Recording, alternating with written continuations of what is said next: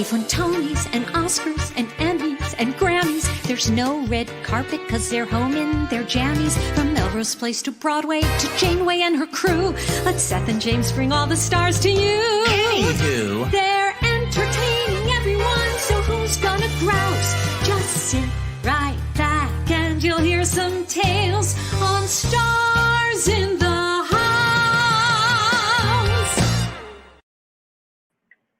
Oh my God, this is actually happening. Hi, everyone.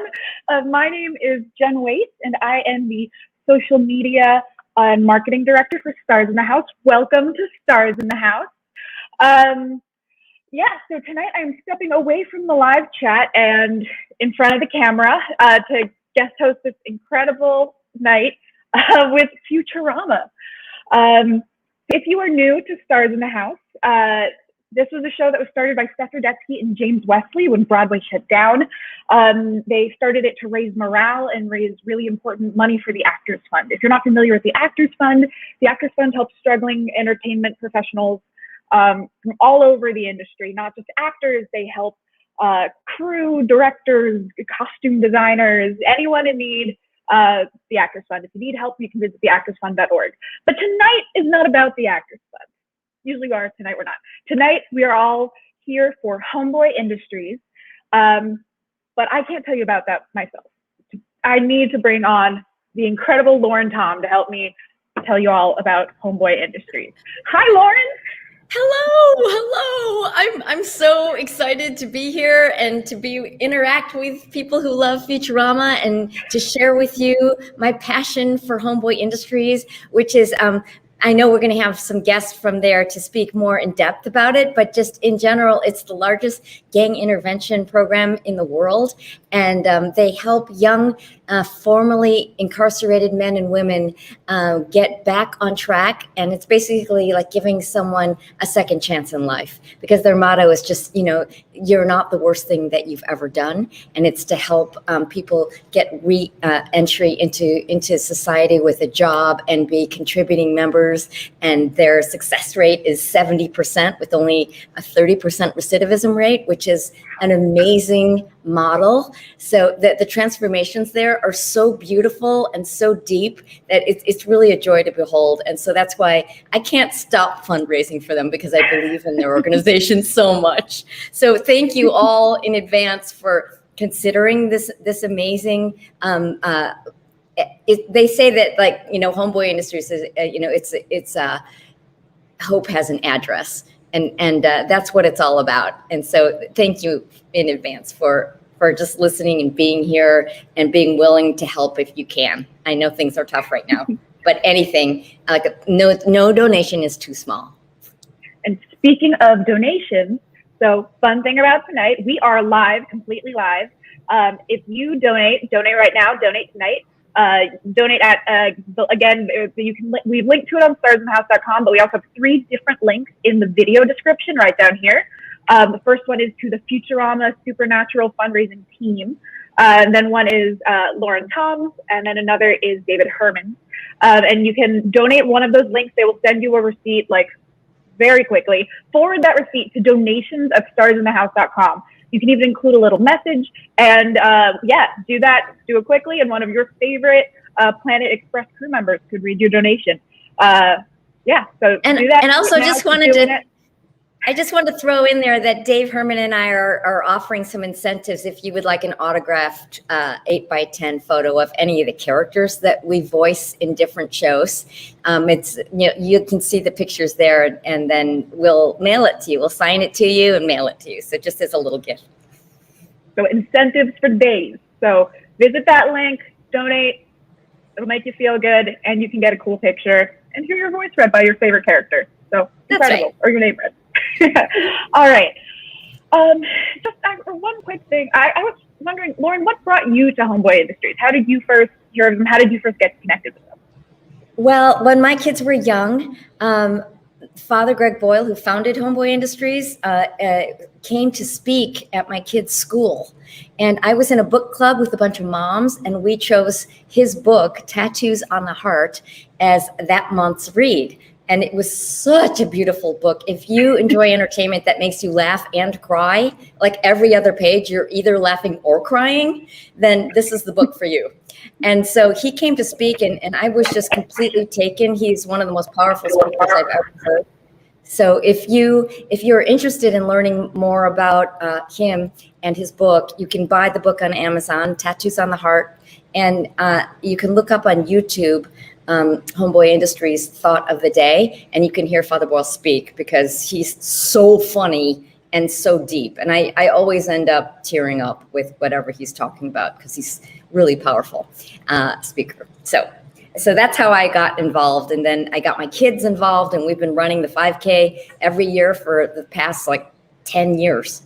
So they were really little when they started doing this, because they're 18 and 20 now. So they were just little guys when we started, but they're very involved with the organization as well. So that makes me happy and proud. I love that. So there are 1,000 reasons that you should be donating right now to Homeboy Industries if you're able. But we'll hear more about them later. For now, yes, let's welcome everyone to the world of tomorrow. That was my cheesy clue to play the theme. Yes, please bring my...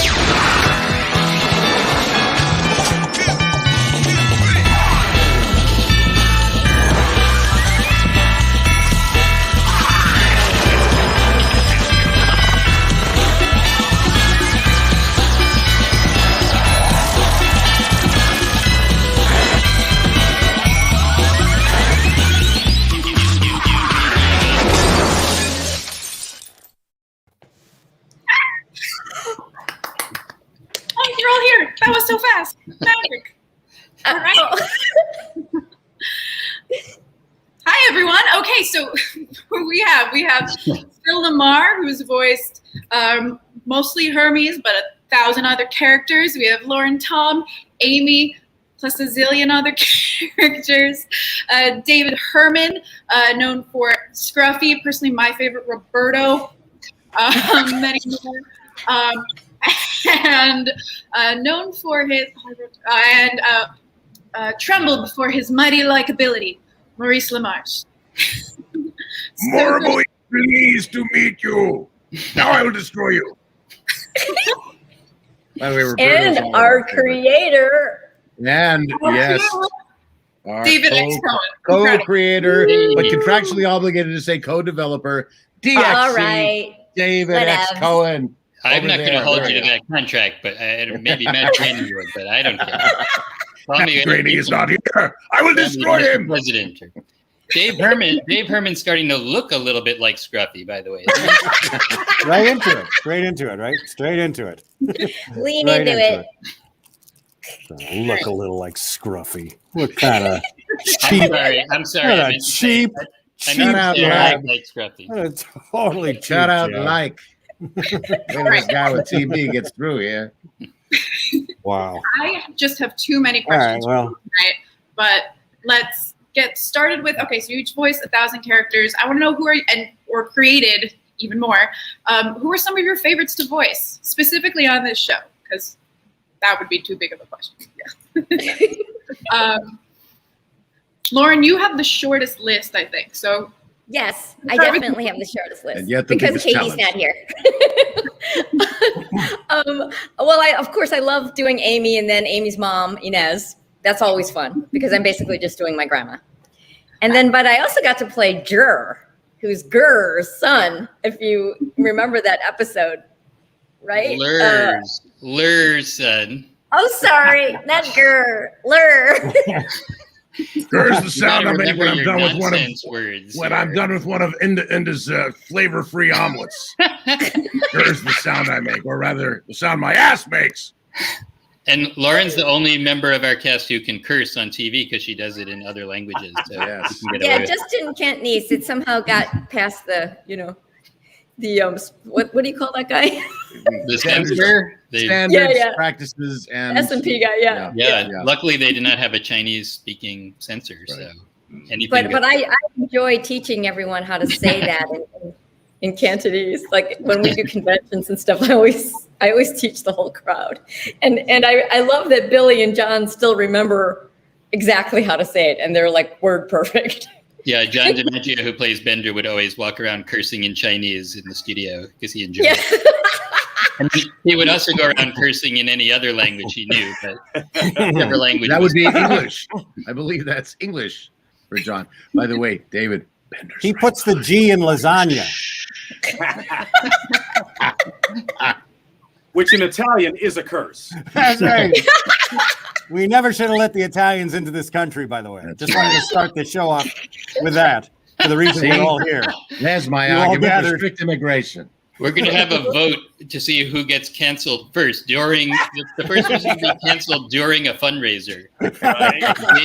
Dave wants it. He's trying to earn it. I'm bigger and I'm whiter, so I bet you I'm going, and I'm older, so I bet you I'm going first. We're Canadian. No. Old white guy, No, Mo. you're doing great, Maurice. That Bonnie Franklin impersonation you keep doing is perfect. It's so spot on. Come on, do Bonnie it. Franklin. Do your William Where- Devane. Where the hell are these references coming from? You're too young for that reference. Me? You color your hair? Me? I think Jen is getting a taste of what it was like to record our episodes in the studio because she asked one question and then We're not gone recording. totally out of control We're not for 10 recording. seconds. Yeah, Which yeah. might indicate why we went to 9 o'clock some nights, So Dave, wait, especially in season 1. Dave Herman, Wow. what's a voice you do just to help out with the process here Well, I wanted to bring up. Well, what voice do I do? that you like I to don't know. do?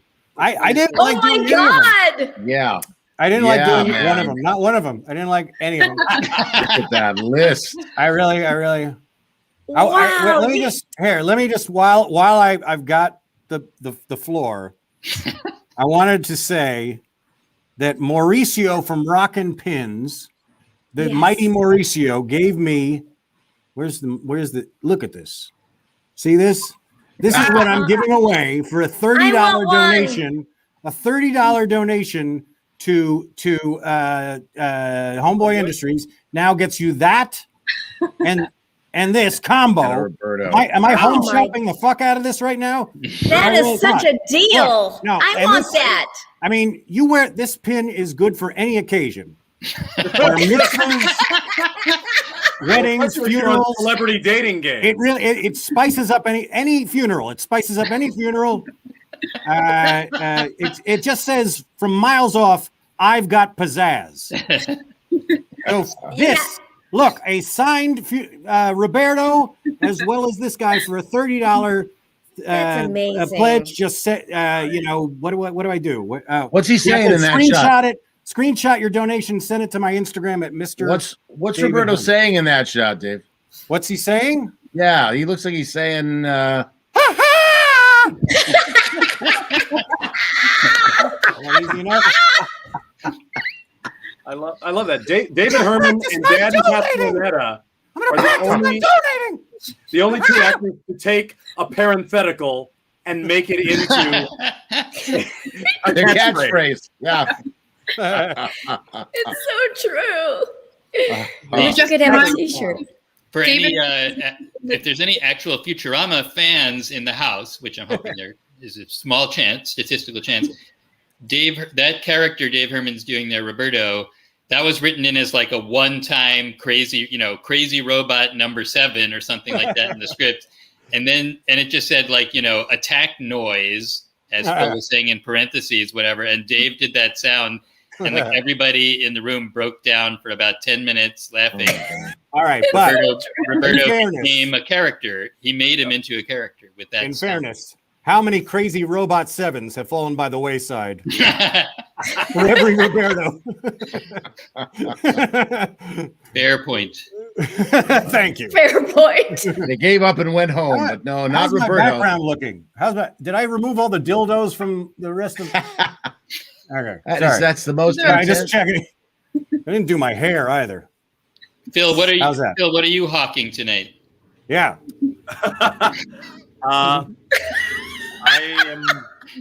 I'm hawking my support. Yes, and it is so I'm giving appreciated. support. I am harnessing support. I feel the love, Phil. Thank you so much.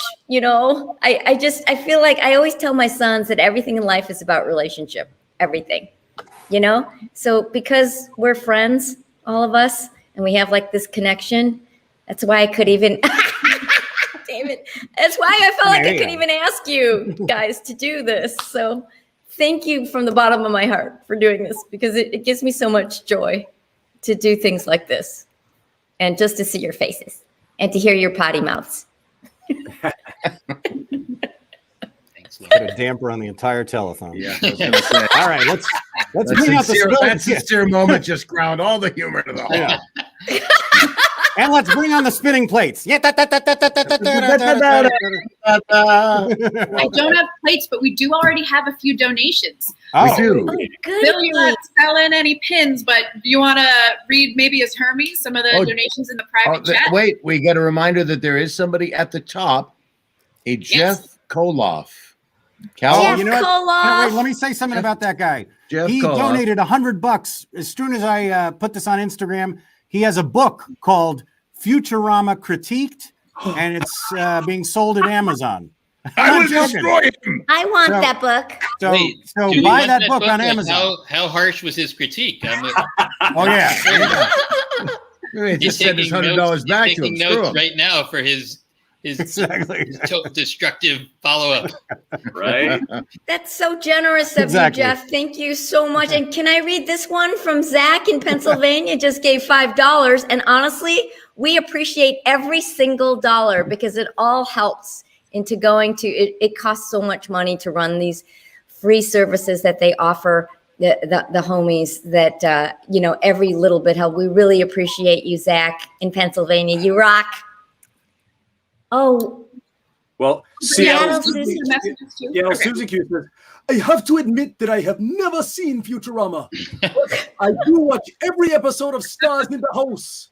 And she's donating tonight because she read up on Homeboy Industries and just had to participate.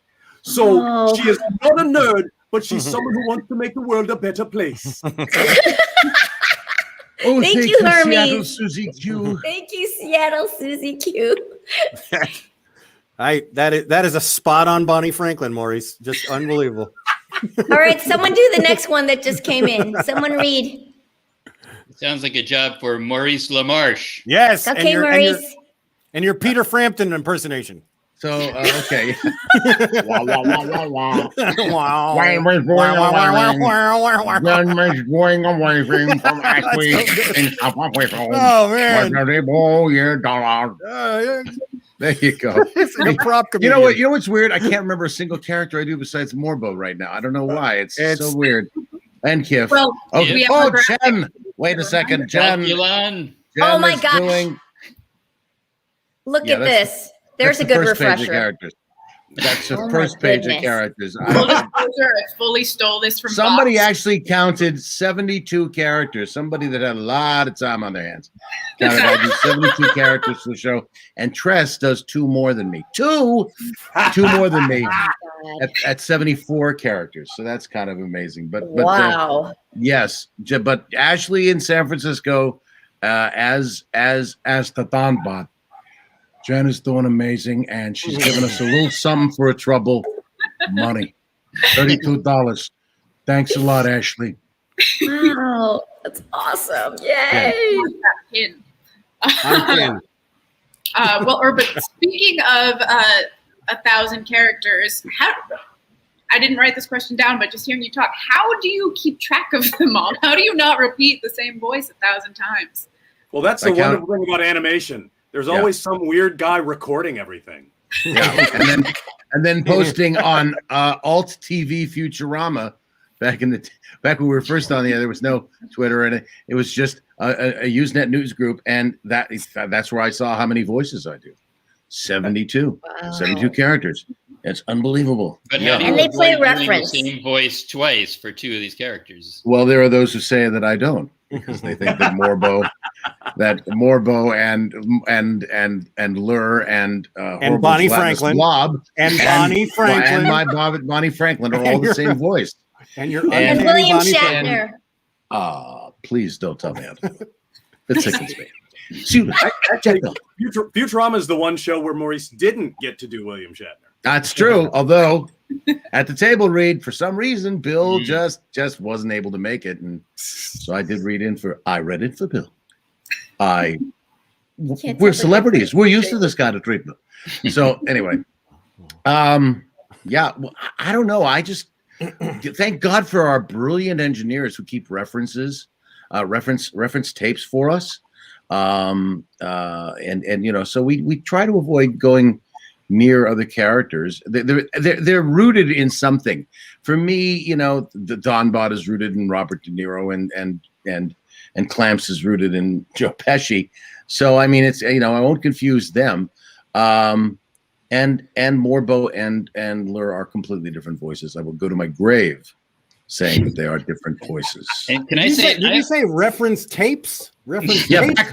Remember are they using like a Scholastic recorder when you hold down record and play at the same time, and they'd stick. Remember that? Exactly, of course. One way, if you didn't go down at the same time. Crazy. Now you can tell me. I always feel a little bit offended on behalf of you guys you voice actors when I hear this thing of like make the voice sound different, because they go like, well, when you see a live action movie star and they play different characters in different movies, they don't say like do a different voice than you did in the last. Yeah, Tom Cruise, change your voice, Tom Cruise. They don't say Tom Cruise. You used your Tom Cruise voice in the last movie. Yeah. For Mission Impossible 7, do a different voice. 7 times. Seven times Tom. Well, but see, that's also part of the, what makes us look so good is the voices don't sound the same because David and the writers don't write them the same. No, that's true. There's distinction in character that comes in the writing. Yeah. That is absolutely true. I would also say, not to deny credit to me, but if the characters look different and you're looking and hearing it at the same time, your brain kind of makes some combo mush out of that, and people will not necessarily place the voice as being similar to another one if it looks totally different. So you can sneak it by our ignorant fans. Yeah, and the art and our brilliant artists as well. That's a great Bonnie Franklin. That's a great Bonnie Franklin laugh, Dave. I got to incorporate that into my practice. By the way, we're on Bonnie Franklin reference number 6. If anyone's counting, that's the seventh mention of Bonnie Franklin. Ding, ding. We should really have a telephone ding for that.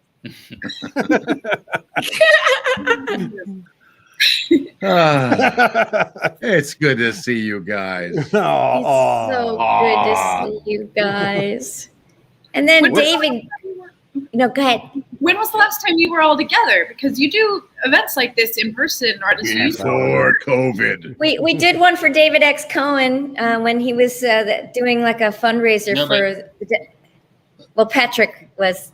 No, what, I mean, right? yeah, we did an online fund. We've done other online fundraisers, but the question is when were we last physically together? Which is a very easy question because you mean sexually? Yes, that's like the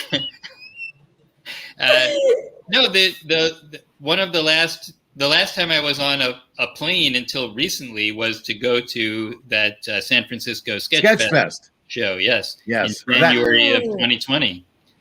And I remember the news about, like, I actually had to ask backstage, what's the name of that new disease? Because there's a girl in the front row that's got a mask. Seriously? And then somebody told me, so I went out and went, hey, glad to see patient 0 with COVID-19 right out in front. And it got a big laugh. And then all of a sudden, that's the last time anybody laughed at COVID-19 until tonight. But I think I'm laughing right now. You're doing great, Mo. Thanks, bro. It's you know what? It's that Bonnie Franklin timing. Wasn't it like I actually got creeped out a little bit when we went to that show, January 2020, and I remember texting from the airport and saying, I've never seen so many people with masks in an American airport before, and it was like there was something brewing, at that time. Mm-hmm. Yeah. Which brings me to my point. We Yes. never should have let the Italians into this country. Hey now. Hey now. I will say this. Let's get to why we've all gathered here.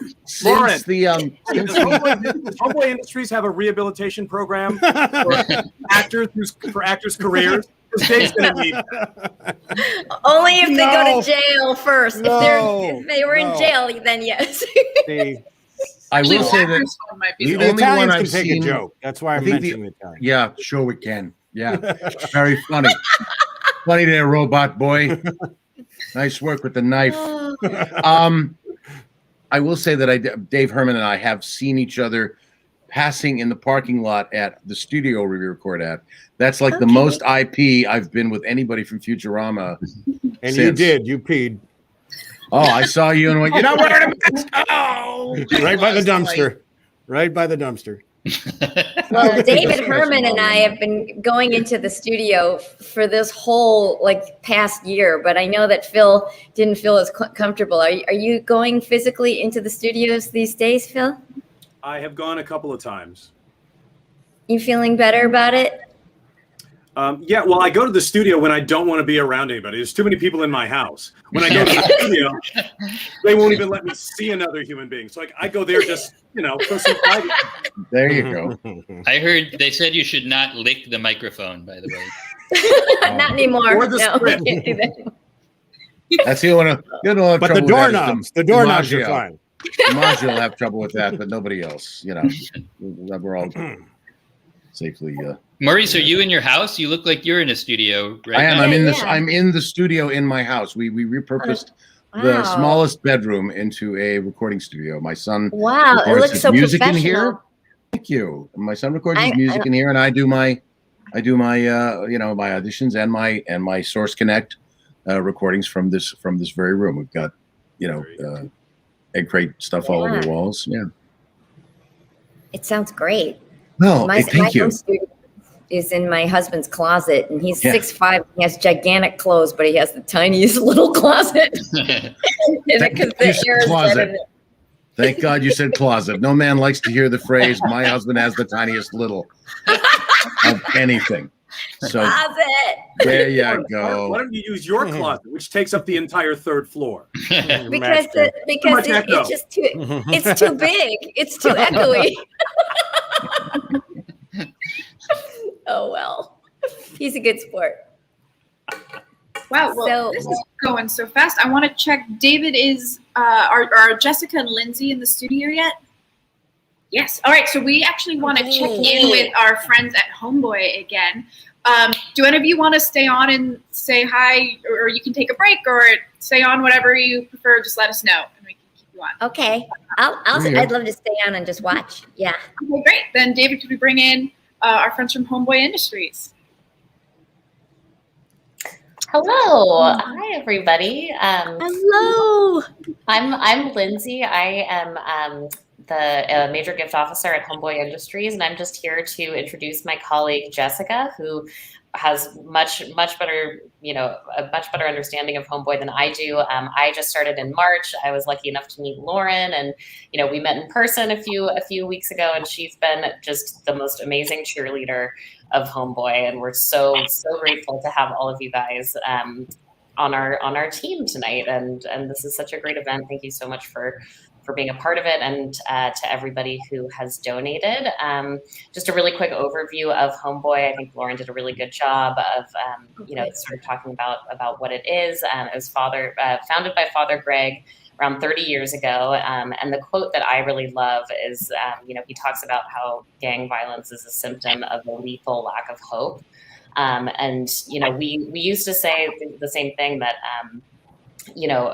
for Homeboy, our clients, it's a second chance, but for a lot of the people I've spoken to, it's really a first chance to have, all of the things that Homeboy provides, that all of the donations that are coming in are going to go towards. We sort of have a two-pronged approach.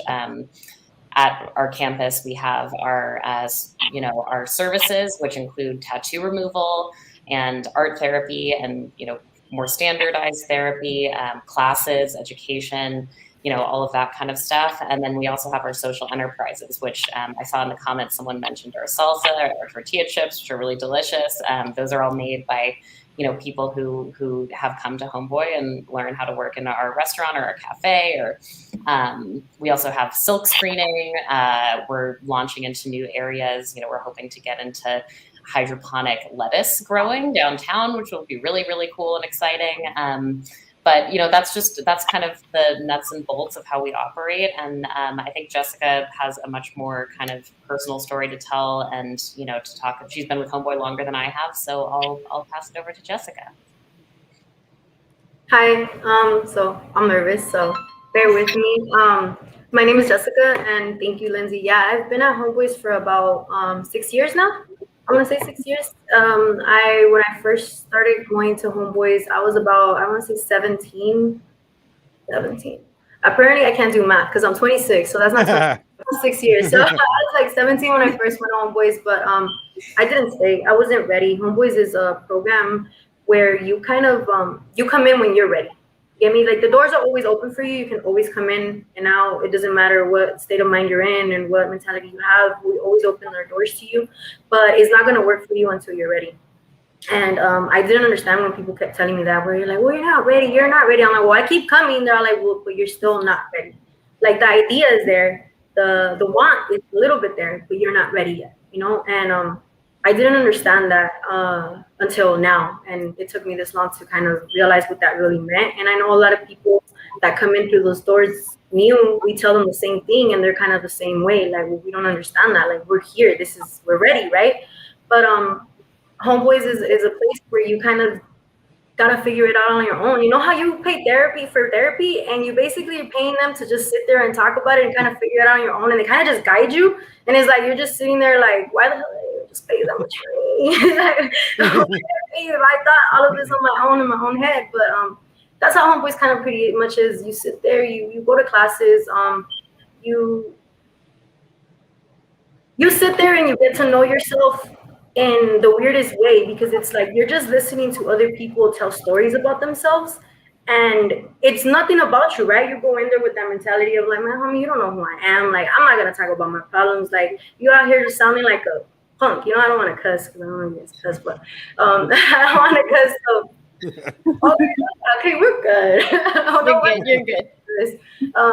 So yeah, you come in here and you kind of you look at people and you're like, man, you're a little punk for crying like that. Like, why would you do that? You wouldn't do that out here. You wouldn't do that over there, But this is a place where that's safe. It's safe. This is what is expected of you. They want you to break down and cry, You kind of sit there and you realize, like, why is it bothering me that she's crying about what her mom did to her 5 years ago? Get over it. Why are you crying because you never had a dad? Why are you crying?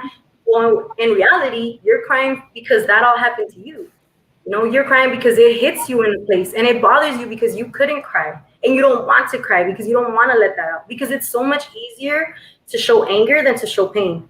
Because with anger, it's quick. We know that. We know what it is. Like, I'm angry. Let me go do something. Let me go beat somebody out. Let me go hurt somebody. Let me go rob somebody. Let me go do this and I'll be okay. With pain, it's not the same. Like, no matter how much you cry, it seems like it's just still going to be there until you talk about it, until you work through it. And it's so much harder to do that because it just takes a lot of patience. So that's kind of the inner of Homeboys is what I, experienced from Homeboys. When I first went to Homeboys, like I said, I wasn't ready. This is where I'm kind of going to share a little bit about myself. I went as a single person, just myself, not having any kids, not being married, not ever wanting any of that. My mentality was on my neighborhood, and that was all it was. Like, my neighborhood was all I was here for. I did have some legal issues that I did need to go to Homeboys for, because they've always offered free legal services. Back then, they even had more legal services than now because of COVID. We kind of like had a lot of stuff. We're trying to get barely back up there, but we had legal services there. So I went for legal services. When I started going, I had to go every day. I had to prove to the judge that I was trying to make a change in my life. I was bullshitting. All around, I was just bullshitting. I was playing the part. I wanted not to go to jail. Who wants to be in jail? Nobody, right? So I just was like, hey, if I'm coming here, they're going to keep me from not going to jail. Cool. That was my mentality. Not realizing that Homeboys knows what you're doing. Like, Homeboy, it's like Father Greg just knows. Like, when I've met Father Greg, he told me, he's like, so you don't want a job? I was like, no, I don't want a job. I just need to get this cleared out. And I said, he's like, cool, well, you still have to join classes. So you're going in the classes. And when you're in the classes, you're not starting to realize that every day that you're coming, you're meeting people, you're building bonds, you're starting to realize, like, you know what, there is something that I probably want to open up about. There is something that I probably want to dig into a little bit more, you know? And it kind of just reels you in. Is that this thing where it's just like you just came for one thing, but you keep coming back and you don't know why until you're kind of stuck in there. And now whenever you feel bad, you have to go to Homeboys. That's the only place you can go to. You know, a lot of times people from our community or from a lot of communities, the most toxic place is actually where they come from, which is home. You know, from their moms, from their family. Like that's where everything begins, is in the family. A lot of people always come with the thought that, like, oh, he's a bad person because he's a gang member, because he's this, because he's that. No, people aren't born that way. People didn't choose that, you know what, when I'm 15 years old, I'm going to go get my ass beat for 2 straight minutes, go have to do something in order to prove it to them, go to jail, come back, graduate, go back to prison, come back, prove it again, and then just keep doing it over and over and over. Nobody wants that. You know, you learn that when you're told as a kid, you're not shit. You're never going to be shit. Your dad wasn't shit. Nobody cares about you when they leave you, like if you're nothing, you know, because a lot of the times, and this is something that goes back to Homeboys, that I had to learn, that it wasn't what my mom wanted for me. It wasn't that that's how she wanted to treat me. It's just that she didn't know any better. Is that she didn't have that either. And so I eventually, later on in life, I ended up having kids at the exact same age that my mom had her kids. And I literally gave born to my daughter 18 days apart from my birthday. So there was like this whole thing of like, oh, man. And my first kid was a girl, you know. I didn't, and it wasn't until then when you kind of realize, like, you know what, this is hard. This is really hard. And I kind of regret a lot of the things that I told her. And I kind of realized, like, you know what, if I don't fix what she did and the anger that I have towards her, I'm going to hurt my kids the same way. You know, because I caught myself one day screaming at my 2-year-old little girl, saying I was going to spank her, when she's a 2-year-old little baby. She doesn't know any better. You get me? I caught myself not caring whether I went to jail. I continued to go to jail, even though after I had kids. My mentality, like I said, I didn't want to be a mom. I didn't want to be a mom because in my mind, I didn't know how to be a woman. I didn't want to be a woman. I went through a lot of sexual abuse as a kid. I went through a lot of physical abuse as a kid. I started living in the streets since I was like about 14 years old. First time I ever drank, I was about 8. First time I smoked weed, I was 12. 14 years old was the first time I tried heroin, and I loved it. I loved heroin. Like, that was my whole everything, you know. But I had to make a choice. You kind of make a choice when you're out in the streets. You make a choice whether, am I gonna die as an addict, or am I gonna live as an addict, or am I gonna live as a gang member? At least somebody has to respect me. You know, I was already vulnerable as a child. I never had that protection. I never had that love. I never had any of that. So what's the place that's gonna show me how to do that? You know, is the streets. I didn't have another choice. I was a straight A student. I loved school. When I was a kid, I used to say I wanted to be a lawyer or a doctor. I had straight A's. I was a really, really good student. It wasn't until I had gotten kicked out of my home that I had no other choice but to learn how to survive. You know, you're in survival mode. You don't think about anything. You don't think about the next day. You don't think about savings. You don't think about for the future. There's no future. There's today, tomorrow, and that's it. You know, that's all that you go by. I'm not going to say that everything in my past is something that I wish I could take back, because it's not. Honestly, I feel like if I wouldn't have went through that, it wouldn't have made me who I am today. And I know a lot of people say that, but with like so much understanding of the person that I became today, I realized how true that is. Just because the way I try to teach my kids, I know there's a lot of people that try to teach their kids in a way of like, you just keep that lifestyle away from them. You just got to keep it away, pretend it never happened. I kind of took the opposite way, you know, through working with therapists at Homeboys and through taking classes. I kind of, being there for 6 years, you kind of see a repetitive cycle. It happen over and over and over and over, and it sucks. And this last time when I came about 2 years ago, I came because I was fighting 22 years in prison. I was fighting like 20, 22, 25. They were wobbling between those. They were trying to give me that much time in prison. I had gotten arrested with my kids. My kids were there this time. Other times I had gotten arrested. I was already arrested while I was pregnant. Like I said, I wasn't caring. You know, there wasn't any boundaries for me. I didn't care. So I got pregnant, but when I had my baby and I was with the father of my kids, we got raided. When we got raided, my smallest daughter was in the back seat. And I remember her reaching out to me and her just looking at me like, where are we going? And I'm just like, sit down, you know, just wait. The police are going to take you. You got to go with them. It's going to be okay. And they're taking my kids. They take us all down to the station. When we're down in the station, they put me in my holding cell, whatever. I'm waiting there. I'm waiting to be interrogated or whatever. I look to the side and I see the cop come in and he's pulling me out. And then he's passing me by this hallway. When he's passing me by the hallway, I see the father of my kids. And I just look at him and I kind of look away.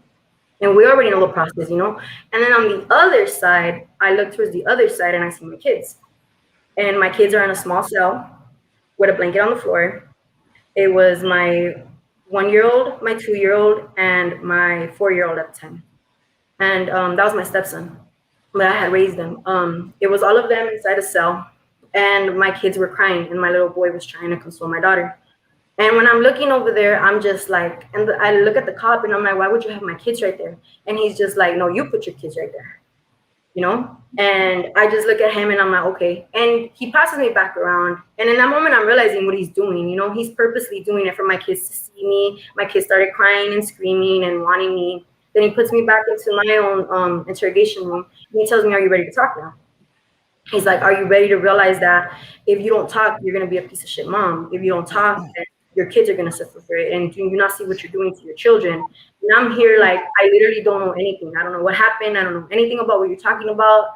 I don't know anything. What do you want me to tell you? Like, if you want to call the cops, and he's all like, well, I'm going to call DCFS and I'm going to do this and you're going to get this taken. And I'm like, and that's fine because I don't know anything. I have no idea. I will get my kids back. There's not going to be a problem because I don't use and I don't do anything. And I hadn't been using because I had just gotten out of jail and I was clean, you know, and I came back with that mentality of that's it. Like, I'm done. Like, I'm not going to be doing this anymore. I was out on bail and I didn't ever think I was going to be out because I didn't have papers at the time. And so I was really scared. You know, I was like this close to being deported. So I was like, I'm done. You know, I kind of realized like I can't do this. I have to think about my kids. And so I knew I was clean. And when he told me that, I just kind of like, it was so much anger and I wanted to just punch him, but I was like, I can't do that. So I got to restrain myself. When I sat there and they continued to tell me the same thing over and over, at the end, they ended up getting what they wanted from the dad. And so for me, they waited until 3 o'clock in the morning. And at 3 o'clock in the morning, we were already set. I was supposed to leave. In this moment, I know that I can get up and leave, but they didn't let me because they locked the door. I literally had the right to get up and leave, but they had locked the door, so I was in there. I couldn't leave. He waited until 3 in the morning, and social workers come and they knock on the door that we're in, and they're telling me, oh, we're about to get your kids taken away because you're being accused of selling drugs or using drugs. And I was like, there is not one thing of narcotics in my car, in my home, or in my system. So I don't know why you're doing this. The social worker basically told me, you know what? They're not going to let me leave unless I take the kids. Just go. I'll help you. You're not going to have to worry about it. It's going to be 2 months at the most. Just what are you going to do if you leave the kids? If you leave with the kids right now, where are you going to go? I thought about my kids and I told them, fine, take them. I told them, well, I get court in 3 days. You will get court in 3 days and you will get your kids back. Cool. Those 3 days took a year and a half to get my kids back. I struggled for a year and a half to get my kids back because the police made it a point to go to the court, to my children's court, and say that I was protecting a gang member and that I was deliberately endangering my children, that I was doing all these kinds of things. All of that, and then me fighting my case, I was fighting time. I just started thinking of like, you know what? I just got to let my kids go. I got to keep everything situated, like make sure that I know where they're going to go, who they're going to go to. I gave up, you know, I didn't want to anymore. I just wanted to stack up money. I left Homeboys. I was like, you know what, my focus right now is I have to get money. I have to figure out how I'm going to do this. I have to leave everything for my kids okay so that I can go and do my time. I'm not going to be home. I had given up. I'm not going to lie. It wasn't until a day that I went to go visit my daughter. They had put my daughters in a really far foster home, almost Palmdale. and I saw my daughter. She had bruises and a burn mark on her leg. And when she had bruises and a burn mark on her leg, I asked the lady that was taking care of her why she had that. And she just told me, you don't have custody of your daughter right now. You have no right to ask me or question me or take pictures of the child. And I'm like, what do you mean I have no right to take pictures of her, of the marks? You don't. She told my daughter and she took her away. I had to walk away and go make a report. And the police told me, you have to walk away. You can't do nothing right now. You have to go and call and go through the process. That process took 2 days, but they took my daughters and they found out they were being neglected in the home that social workers had put them in. It was the day that I saw my daughter after they took them to the hospital, and they called me and they told me, come and see them. I went to go see my daughters, and when I went to go see my daughters, I remember they told me, my daughter was like, well, why are you even here? You're just gonna leave. You're not gonna come and pick us up. She didn't want to see me. She wanted nothing to do with me. When I went back, and then I had court that same week. And then in court, I remember seeing all these people getting sentenced to so much time. Not one of them that was in there was understanding anything that was going on, or the judge was saying. The DAs were all laughing on the side. The public defenders were also laughing with the DAs. It frustrated me. Some person was about to get 6-7 years, and they had to be okay with it. They were saying goodbye to their family. The judge was there. To me, in that moment, I just realized what I hadn't seen in a long time. You know what I mean? It's obvious. It's that they don't. It's not that they don't care. It's not their job to care. It's your life. You need to care about that life. You need to make that change. But you also need to work on yourself to let go of all that anger. I had so much anger that I didn't want to change because I wanted to prove everybody wrong. I wanted to prove this person wrong, this person, and I had anger towards everybody, but I was only hurting myself and my kids. My kids were the ones crying. My kids were the ones going through it. I went back to Homeboys and I made it a goal. Like, I'm going to ask anybody, anything that they know about law, anything that they know about the system. I'm going to get involved with as many people. That's when I got involved with my boss, which is Fabian Garcia, and he helped me. You know, Homeboys helped me. They put me in internships. During the time I wasn't with my kids, I was staying in a shelter. I was working from like 7 a.m. to like 9. I was going to internships. I was staying after hours with my boss so that he can teach me what I needed to know. And I just continued to work on myself. And the thing for me is that through all those years that I was at Homeboys, there were so many downs. There were so many downs. You know, there were some moments when I know people would see me and they'll be like, are you ever really going to get it? But they never stopped trying. They never stopped reaching out to me. They never stopped asking me, like, when you're ready, come, you know? Father Greg will never stop texting me. He will forever always bug me if he doesn't see me in a couple of days. You know, he'll text me like, are you okay? How are you doing? The point is that nobody believed that I would be able to change. I didn't believe it. I didn't want it. And they did. You know, I remember Father Greg telling me one day, like, you are not the worst thing you've ever done. I know he says that in his books, and I know he says that, but I remember for me, that was probably the biggest thing that ever made me, like, it hit me, you know, because growing up, you're told this is all you're going to be. In the streets, you give yourself a nickname, and you give you pick the nickname, or they pick you the nickname that makes you seem the most frightful, like the worst, that, you know, they call you the worst names because that's what we want. We want to be known as the worst. Why? Because we don't want to be hurt. We don't want for you to want to mess with us because we will hurt you because we have so much pain inside. It's easy, you know? And I go now to Homeboys, and I remember saying to my therapist the other day, and I was like, I sat down and I'm like, you know what I want to be? Like, what? I want to be soft.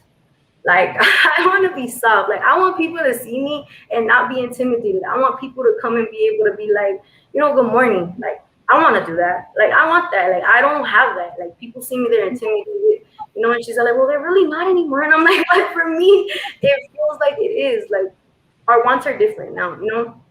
Homeboys is a place that allows you to see that for yourself.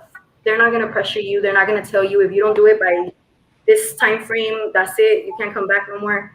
You come back 6-7 times. You know, right now, even though I'm still struggling, I still struggle with my kids. We're still struggling to try to find stable housing, but I'm not giving up. You know, I'm the only thing my kids have. Their father got sentenced to life in prison.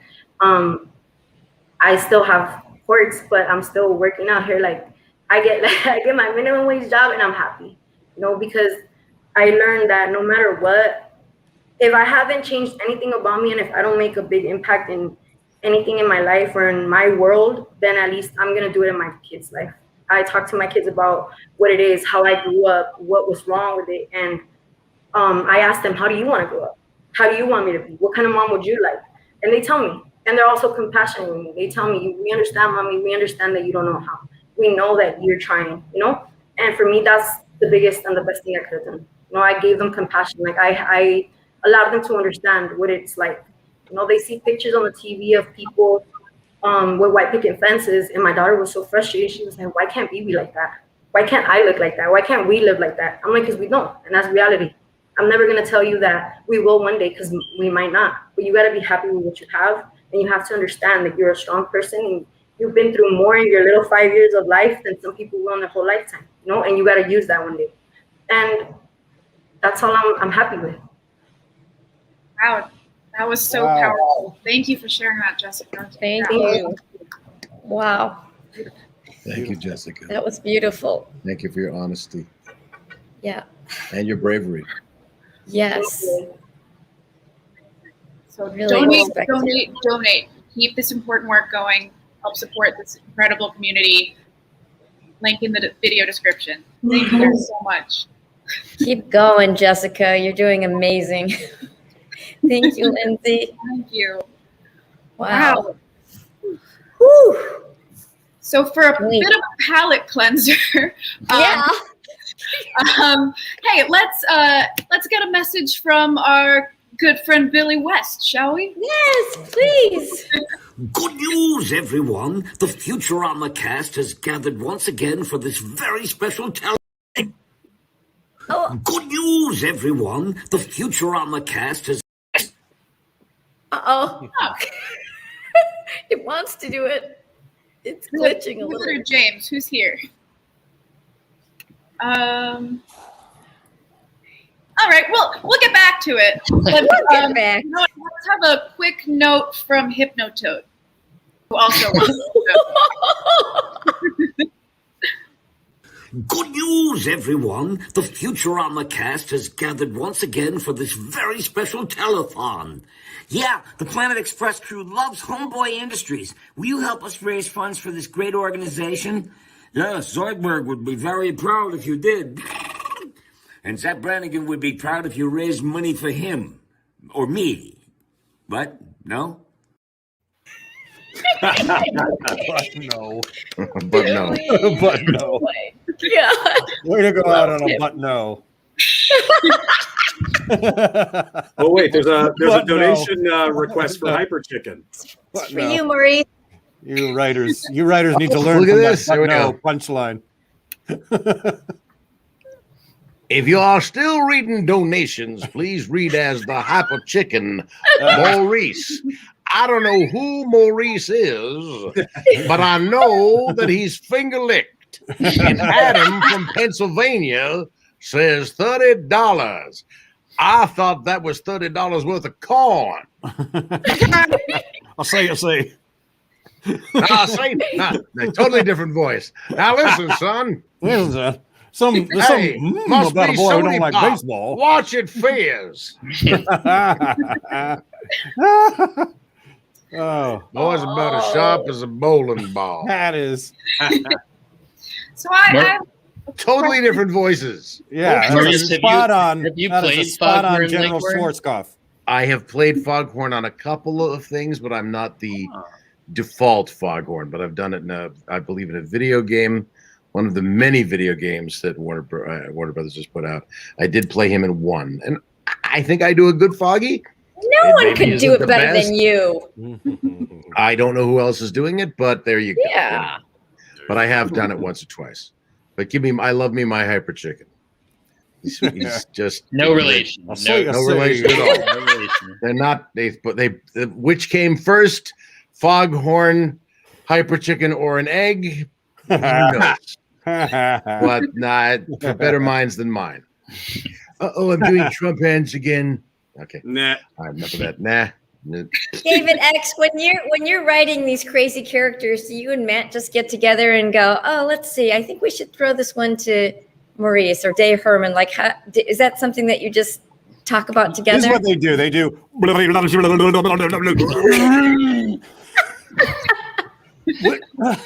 So what if you have the most crystal? You have a crystal ball looking into the writer's room.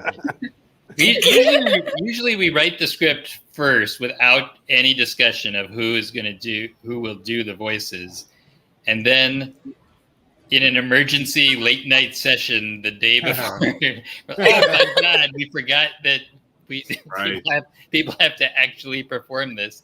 And we kind of go through part by part and have a brief discussion, very brief though, because usually it's like, either it's very clear or we don't know and it's a random choice. But yeah, it's rarely would I say it's the case where it's like, oh, which of these two actors, should do the part, and we tear our hair out. It always seems to work out. If there's two people who can do it, we're like, okay, who has more roles this week? We'll give it to the other one. You know what I mean? So, but usually, so I would say usually somebody kind of comes to mind, but if not, then we kind of try to divvy up the parts. I play all the fat people. No, I didn't want to say it. But. Okay. Wait, David, you're telling me that the casting for Hairbot was not 2 weeks of notes back and forth? It was the only time I came to blows with Matt Green. Exactly. Bill must play Hairbot.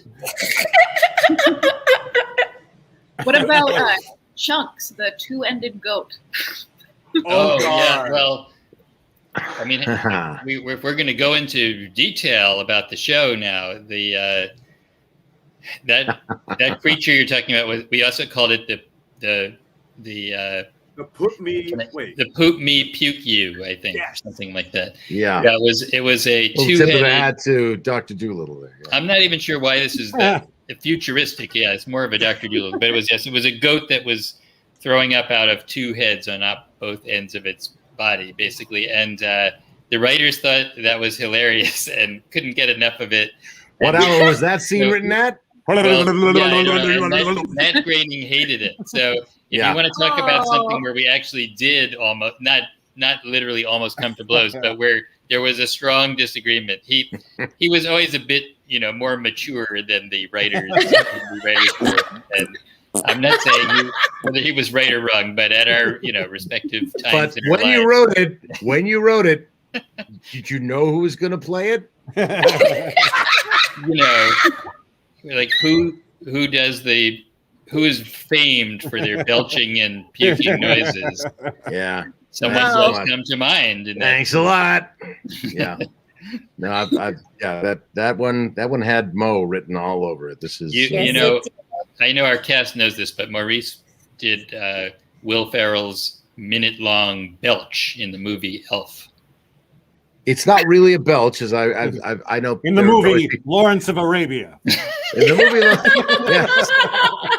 movie, was it Lawrence of Arabia or was it? I thought it was the Ten Commandments, where Charlton Heston. Not Charles Nelson Riley. He actually lost the part to Charles Heston. He did. Oh my! Let my people go. Charles Nelson Riley was this close to playing Moses. This close. Almost nailed it. Then Heston came along with his bare chest and his sandals. Why? Let my people go. I'm your Moses. No, I'm gonna be Moses. Oh, I came down from the mountain.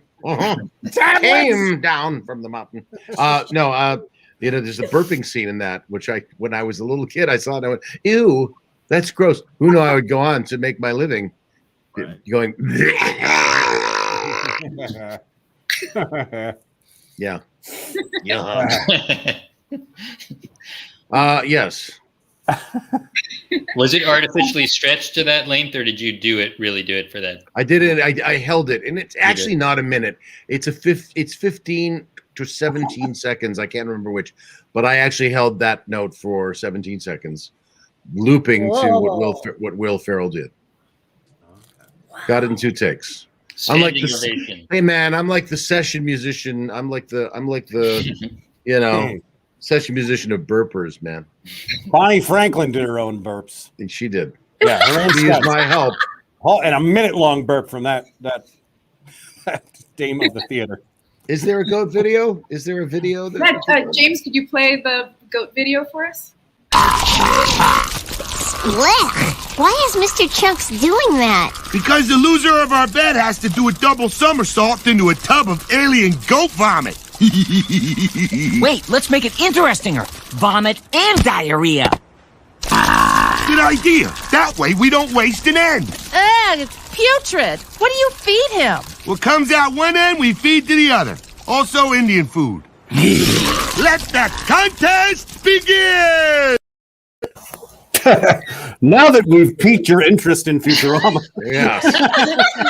I can't wait to tell Matt Groening which clip you picked to summarize the series. Although it is one of the show's most prescient, beats, because it basically, predicted the internet of the future. Exactly. The show did that so many times.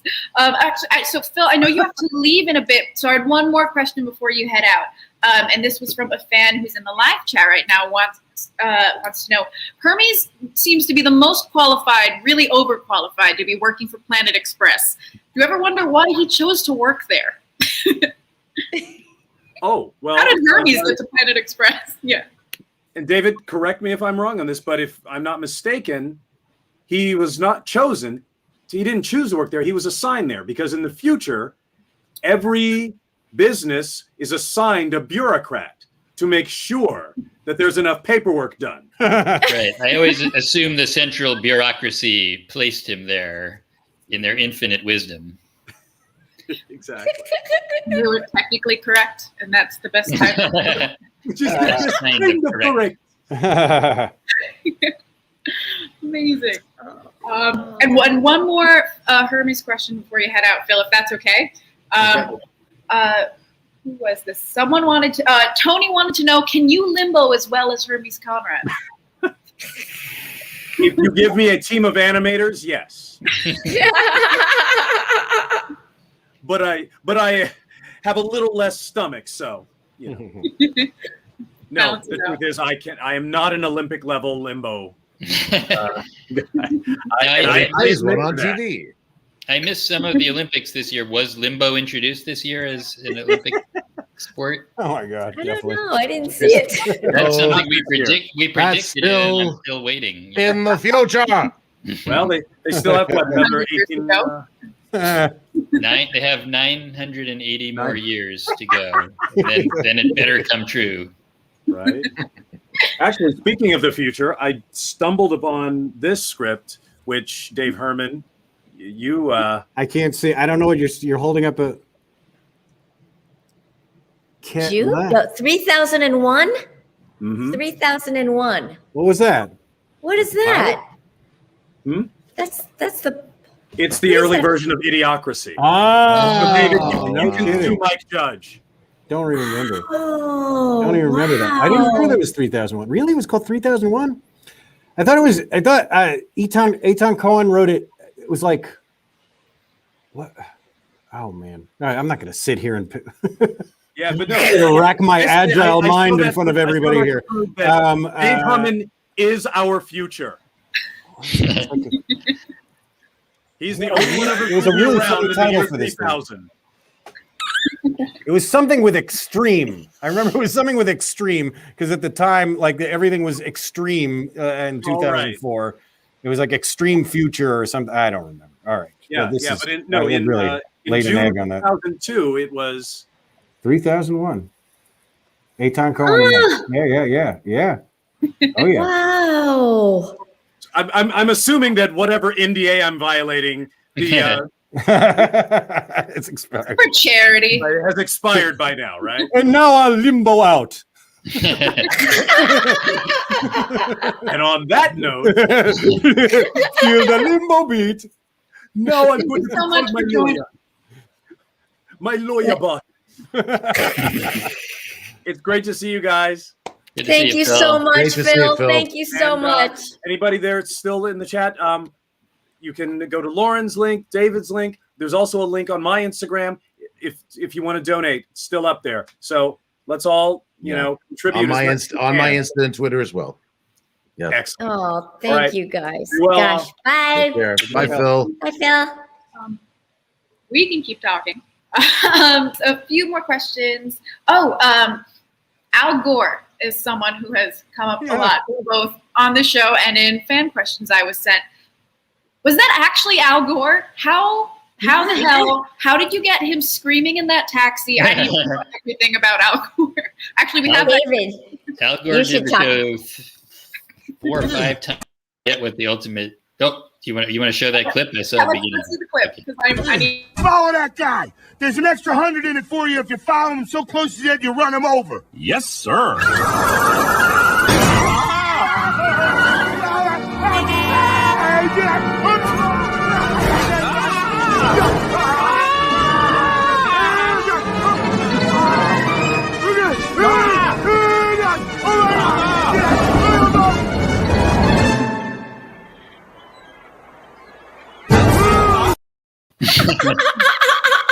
I mean, I'm not joking in saying that Al Gore is my favorite Futurama character. It's the funniest thing on earth to think about Al Gore in the studio going, oh!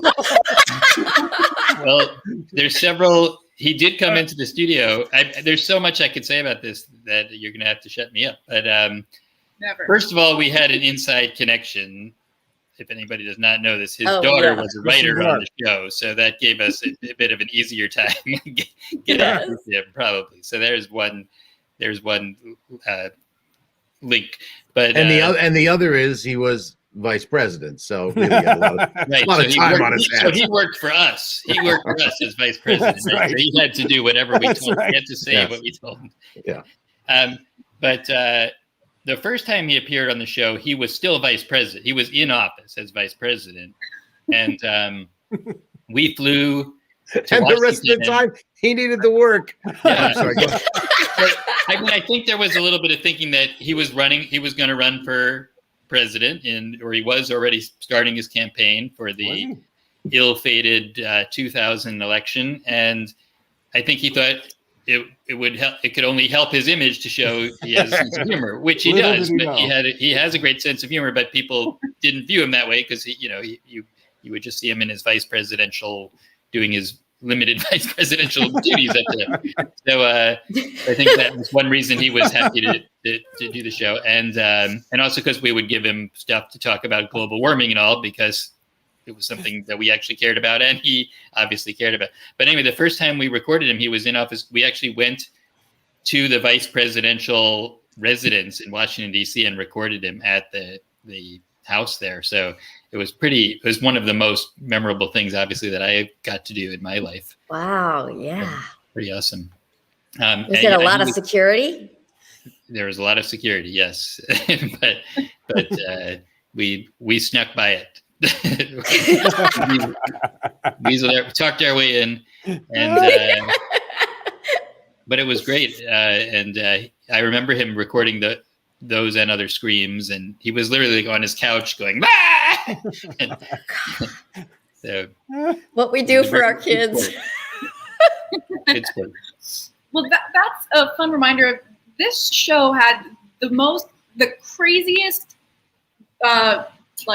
pedigree of the writers of the show. I read 3 PhDs, 7 master's degrees, 50 plus years at Harvard. So for a show that had that two-ended goat, I think is one of the things that makes Futurama so special, where it can be so smart and so dumb and so heartbreaking all at the same time, is why this show is why I watched it twice in quarantine.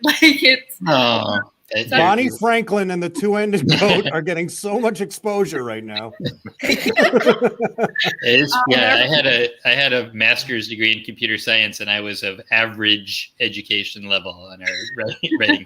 I was easily outclassed by several other people. Yeah.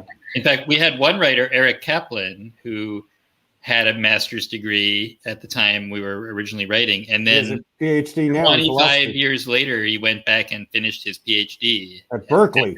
At Berkeley, after 25-year hiatus writing for Futurama and the Big Bang Theory and other stuff. Not Apex Technical School. He got a PhD.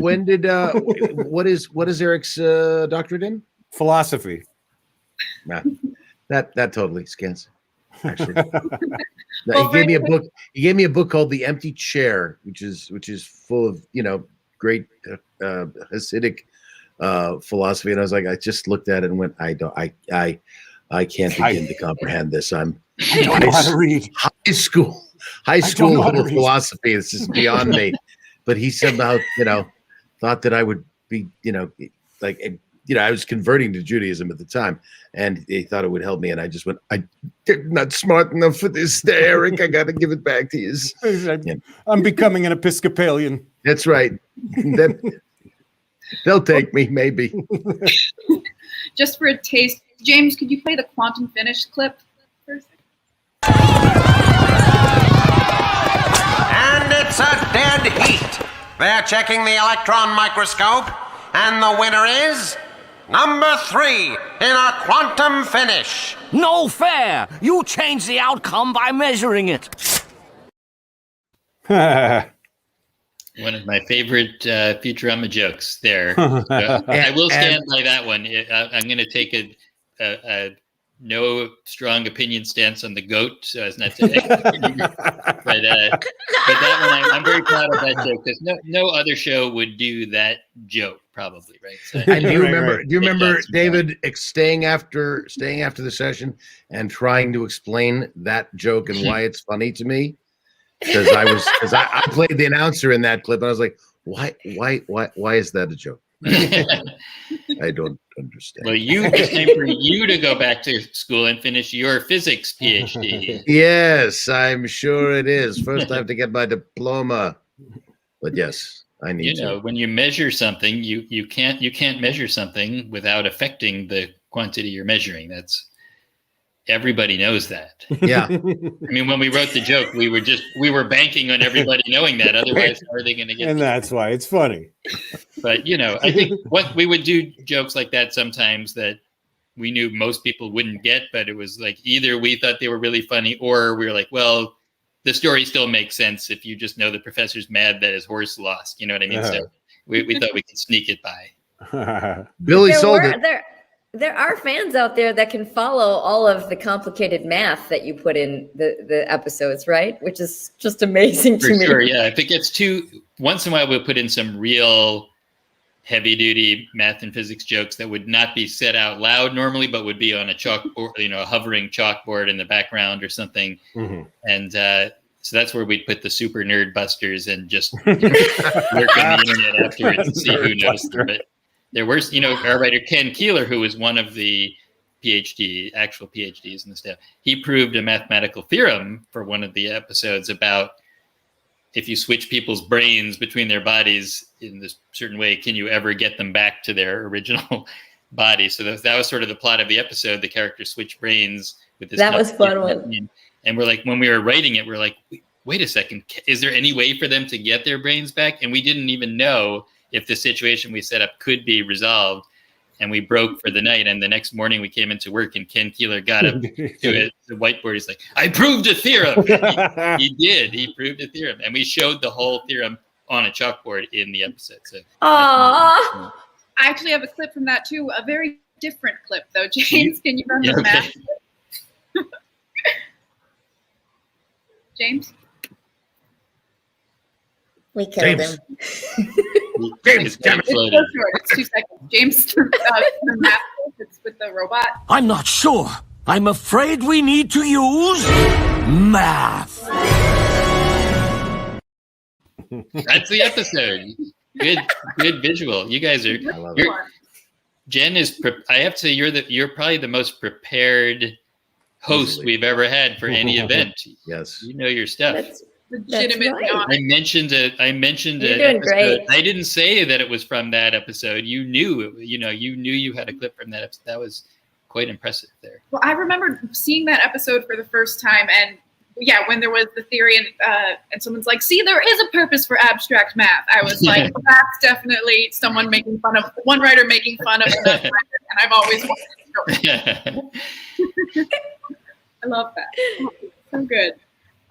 At the moment when the episode comes to its climactic finish, you'll have to take my word for it, but the professor and the Harlem Globetrotters are jointly proving this mathematical theory. And at a normal episode, when you would have the the fight or the laser guns firing, whatever, and the music's building, we suddenly cut to a chalkboard with this theorem on it, and it was like climactic music. And I always felt like, again, that as far in that category of things that no one else could do, where we stake out our tiny bit of Futurama ground, and I still feel very proud of that. The mathematical theorem appeared full screen on the show for 1/2 second at the climactic moment. Oh, so good. Maurice has to leave. I was sorry. Maurice has to leave soon, but we have another donation in the chat. Any chance we could get a new character from you, Maurice? Dave. Well, who is it? Let's have Dave. Brian Stevenson. Yeah. Yes. Brian Stevenson. He donated $25. Brian, you're a shark. Sharks are winners, and they don't look back because they don't have necks. Is it Brian? 80s guy. It's Joe from New York. 80s guy. It's not Brian? No, it's Joe from New York. I couldn't read Brian. That's I couldn't okay. get Brian. Wait, take two. You have something from No, it's from Joe. You read it carefully to yourself before you do it in the voice. Happy for hope is our super, as Brian Stevenson often shares. So who is it? Diane. It's Diane. No, it's Joe from New York. Joe from New York, or it could be Joe from. It could be Joe from Knee. It could be one word. If you just run it together, it's Joe from Knee. That's going to be the name of my new production company, Joe from Knee Enterprises. All right. So what? Who can I do? I don't know who to do. Whammy wham wazzle, Joe. Whether you're donating or flow-nazing, drink Slurm. It's addictive. Whammy wham wazzle. Party on, Joe. Oh, God, that's funny. Oh my God. That's awesome.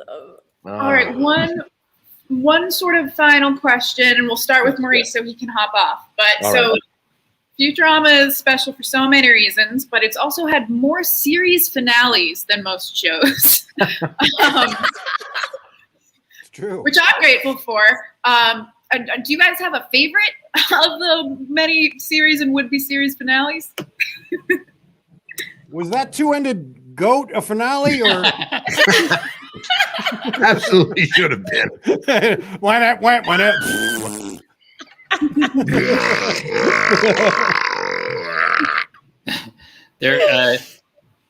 I could bring up this at the risk of turning this to the tears part of the laughing in tears. Oh no! Did I forward you guys this thing? There's something a story that was circulating the internet based on Futurama's final finale, at least in our mind, which is there's an episode where Fry and Leela live out their whole lives together alone for 100 years into the future or something, and we see kind of a montage of their whole life going by, and it's super sweet. And at the end, they kind of have the option to live another life together, and Fry says, "You want to go around again?" And Leela says, "I do." And so there was a story circulating the other day of a woman who I guess was a huge Futurama fan and had watched the show, the whole series 6 times, according to the Post, with her adult daughter. And the daughter posted this, that the mom had died. And so they showed an urn with her ashes in it, and it said "Let's go around again" or something. Oh my gosh! Oh, see the kind of impact you have, David. That's right. So wow! So for $30, you get the. So for $30, you get the.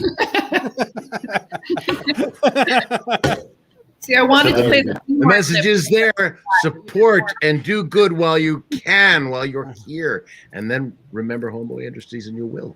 Yeah. All right. Actually, well, this was great to share Thank you comedy so time with much. you guys. Mo, Oh, fantastic. thank you so much. Oh, my We'll thanks. see you at Sugarfish. God bless you. One of these days, yes. And thank you, Yes. Rabbi David Herman. Love you. And Reb Cohen. Always a pleasure. And by the way, Bender is still there behind you.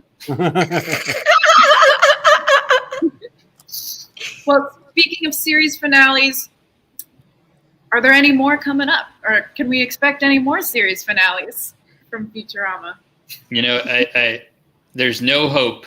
And that's what I always say is every time I've completely given up hope, that's when we get a phone call that it's coming back. So I encourage everyone to give up all hope. That seems perfect note to leave on. Yeah, totally. Oh my gosh. All right. Well, you know what? I want to thank Jessica again because that was amazing. That was phenomenal. Jessica's story. Jessica, thank you. That was phenomenal. And keep supporting, Jenn. keep donating. That link, those please 3 do. links in the bottom. Remember, there are extra incentives from Lauren and David. Let's keep going. Yes. I mean, this event might be ending tonight, but our the 5K goes till October 2nd. So if you feel so moved, you know, you have some time to give. If you, I don't know, come into some money. But Jenn, thank you. I'm looking at you, reaching Brian out to us. Stevenson. Oh, wait.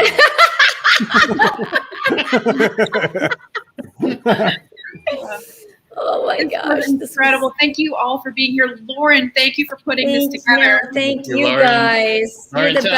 best. Honestly, I love you all so much. Love you. And thank you. It was fun. You did a great job, Jenn. Yes, It seems good like job, you've been Jenn. doing this your whole life. Well, maybe I'll call you back for Codename Kids Next Door. We'll see. Okay. That I can Or just do. internet. Yes. Incredible. Oh, Thank you all. Okay. Take care. I have Stay shows safe, for everyone. all of you. We're not done. But thank you. Thank you all so much. Have a great night and keep donating. Keep going. Yeah, Thank keep you. going, Thank you, everyone. everybody who Thank attended you. tonight, too. See you guys. See you. Thank you so much. Thank Bye.